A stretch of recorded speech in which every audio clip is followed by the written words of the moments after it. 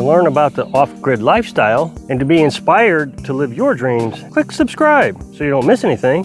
Hit the bell notification. So it's another rainy day, off and on, sprinkle showers, and somebody asked me to show you my new gutter that I made here when it's raining. And it just hasn't rained hard enough today to really give you a concept of how it's working. I mean, you can see a little drip here and there, but that's about it. So I wasn't able to really grab a good video of that today. But as you know, I made a gutter out of this paneling here. This paneling comes in 2 feet sheets wide. And so I needed a gutter. So what I did was I took one of these sheets and I wrapped it around. And so now all the water runs down into the gutter and down. Somebody said the wood is going to rot doing that, but it's painted. I don't know why people have forgotten that paint preserves things from rotting. That's the whole point of paint. Of course, you got to paint it every now and then. You're going to have to do it every few years. The well still is doing well. I can't ever get over how that sounds. The groundwater is still not getting into it when it rains. I use it every day now to fill the IBC tank. It's great. I love it. After a year of struggling, that has been fantastic. Which kind of brings me to today's topic. I don't understand why people get so irate in the comment section. I know people are going to say, oh, it's trolls, it's trolls. I don't think all of them are trolls. I mean, there are some that are trolls. They're just trying to be mean. You know, they make fun of your hair or whatever. But there are people who have expectations of your video and they're not getting it. People will say, I love your videos, but... Well, as soon as you say but, then you don't love them. I don't understand that. But I really got a chewing out, well, last night I was in bed when they wrote it, but I woke up this morning. It's always nice to read your comment section. You get a good chewing out for start your day. I started watching your channel because your channel is about building things. And I haven't seen you build things in ages. I don't know how much longer I can watch this stuff. And he went on and on and on. No, that's not what my channel is about. Read the title, Little House Off Grid. Well, right here, the little house. And I don't know if you can see them, but there's solar panels right in between the camper and the chicken coop, off grid. I got chickens, so we can get off grid food, off grid. So the well, off grid. If you listen to the intro of my video, if you want to learn how to live off-grid and be inspired to live your dreams, click subscribe so you don't miss anything. Hit the bell notification. Nowhere in there does it say learn how to build anything. The guy did continue on saying about, you know, now that lumber prices are really high, you need to get out in those woods and start your own sawmill. Okay, a few things.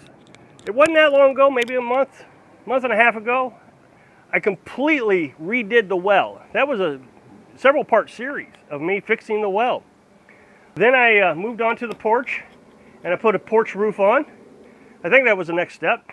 After that, what did I do? Oh, I built a well house. And then I started on this project that's, you know, going slow, but I don't have any expectations of it going fast. I'm digging a hole to build a root cellar or fruit cellar or storm shelter, or what do you want to call it. I've showed you my progress on that. I haven't showed you in a while. You know, it's getting bigger, it's getting there. But I don't see that I need to justify what I'm doing because that's not who I am. As a matter of fact, I have stated clearly several times that I don't try to teach you how to build things because I'm not an expert. I try to inspire you to learn how to do it yourself. There are experts on YouTube that can show you how to build things. Now, with lumber prices being so high, I've really taken a pause on the idea of building anything. I just can't see building it. Right now, lumber prices are 324% higher than I think this April of last year. But earlier this year, after I finished building the tiny house, I said my whole focus this year, the real true focus, was trying to learn how to and start producing our own food. And so we got chickens and we started the garden. Now the garden is an experimental garden this year. It's very small. Last year we had a lot of trouble with it. I've talked about this a lot. We got so many woods around us that we don't have a lot of sunlight, and the soil is full of clay and rocks, so it just doesn't grow well. We've cut down a bunch of cedar trees so it would get more sunlight in the evening time. And then we, of course, got the chickens. And now the chickens have been taking quite a bit of time. And now, Carolyn and I have both raised chickens in the past. I had several ducks and chickens. She said 25 chickens or 28 chickens that she had. And then when we got together, we had chickens. We had, I think, 5 or 6 chickens. And I think we're done pretty good. We've got 4 hens that will be producing in August. And then we got 3 roosters. And then we got Frenchie. We don't know what Frenchie is. We think Frenchie is a female. Easter egger, so it's going to produce colored eggs. And then we ended up getting 4 more New Hampshires. And then by next spring, we'll be in full production of chickens.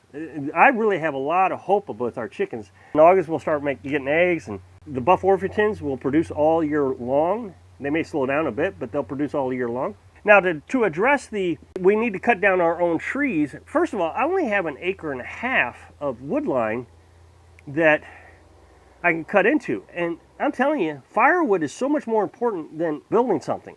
I don't need a building right now. I need firewood for the rest of my life. That's it, right there. Now, to tell you how serious I was earlier about building a woodshed, I actually bought an Alaska sawmill. Put your chainsaw on this and you can put a 2x4 on it. And I was going to cut cedar trees with that. I don't have enough cedar trees. That's why I didn't do it. All our energy right now has been thinking about what are we going to do with the chickens. We just bought a pressure cooker. It's on its way. We just bought a table here that Carolyn can start using to prepare chickens and that kind of thing. We just got our canning lids. Yesterday I showed you we got our water bath.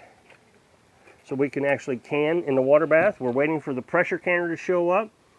And then we could go out and get chicken and start pressure canning chicken, making chicken noodle soup. We got roosters down there. I just tagged them. We got 3 of them, like I said. We tagged them. We're going to keep an eye on which one we want to keep. We're going to keep one because we want to breed, and I'll get into that in a minute. And the other 2 we'll butcher probably next month or the month after. Of course, you can't have a lot of roosters because they'll just fight each other. The reason we are keeping one a rooster is because, one, they'll protect the other chickens. If something were to get into there, it'll be the one to jump in and take care of them. But then we can breed them. We'll breed the Buff Orpingtons. So Buff Orpingtons are very broody, meaning they're good mothers. And so next spring, if we got a chicken sitting on eggs, laying on eggs, we are going to leave her there. When they hatch, we'll separate them. We'll put them into the camper. Our camper is now our tool shed. And that's where we're putting the New Hampshires right now in the nighttime. We'll put them in there so she can raise them, take care of them. And then we'll have new Buff Orpingtons. Of course, then we can analyze, do we want to keep the female Buff Orpingtons out of that flock? Or do we want to butcher them? And then, of course, if there's any roosters in there, we'll definitely butcher those. So we'll have a recyclable food source. Now, I've been told that there's no way you're going to be able to eat that many eggs. You're going to have to sell them. In the state of Missouri, you can sell eggs. If you hang a sign on your property and people come onto your property, you can sell it to them then. But you cannot take them off your property unless you have a permit. So our hope is that we're going to have a bunch of canned chicken soup. I did that before, I've said it, and I can't stress enough how awesome it is, how great it is. It's easy to cook. You throw some noodles in a pot, you throw your canned chicken that you got, you dump that in there, you let it warm up, and you're done. The chicken's already cooked. You could literally eat it out of the jar without heating it up because you just canned it for 90 minutes. Now, what we're going to do is we're going to cook the chicken. We'll boil it up in the broth, wait for the chicken to cool off. We'll take the chicken off the bone. We'll put it in the can, pour the broth in, and we're going to have chicken noodle soup. I would say that I had hundreds of jars of chicken noodle soup when I did this before. Now, the eggs. Everybody says you got to sell the eggs. I don't think we're going to have to sell that many eggs. In my past life, I tried to live off eggs for an entire month. One day we decided, okay, this is the national emergency.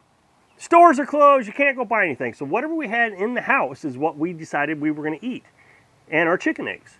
And we survived for a month doing that quite well. I think we could continue it on. If you really think about how you can incorporate that daily into your meals, it's not that hard. For example, right now, if we want to cook hamburgers, I get 2 hamburgers, Carolyn gets 2 hamburgers, and so we have a pound of hamburger meat. She squishes it 4 sections into hamburgers. Each of us get 2 quarter-pounder hamburgers. Well, we could cut that in half. We could cut that down to a half a pound of hamburger meat, mix in about 4 eggs, some breadcrumbs. And so basically what you're doing is you're going to make a meatloaf hamburger. And it tastes great. And then, of course, we can have spaghetti. We could use actually the chicken noodle, take the chicken meat out of the chicken noodle soup. We could actually make spaghetti out of chicken. So you got to change your thinking a little bit. But the noodles, think about the noodles. Egg noodles are very easy to make. Some flour, all-purpose flour, a few eggs, a little bit of milk, some butter, mix it all up. Then you cut it into strips. You throw it in your boiling water, and that's egg noodles. Right now we buy 30 pounds of meat, for example, each month. Well, if we decide that we're going to incorporate eggs into our diet, then we can reduce our costs. We only have to buy 15 pounds of meat for 30 days, half the cost. Instead of eating peanut butter sandwiches every day for lunch, we can eat egg sandwiches. Now, I know people are going to say, oh, that sounds so mundane. That's the same diet over and over again. There are thousands of recipes out there for eggs. I think the world has just gotten too picky. We want to reduce our costs and we want to be more self-reliant, but then when you say, here's how you do it, oh, no, I can't do that. I got to have a diet, regular rotation of food. People are going to say, oh, cholesterol, you're going to kill yourself with cholesterol. If you exercise the amount I do, you're going to break loose all the cholesterol that you accumulate. Now, the other thing is chicken eggs had the good cholesterol. Back in the 80s, when they were all screaming about cholesterol, they made us go over to vegetable oil. We'll find out vegetable oil is worse for you than bacon grease. So I hope I can inspire you to think about how you're going to stretch your menu when you're living your dream. Thanks for watching.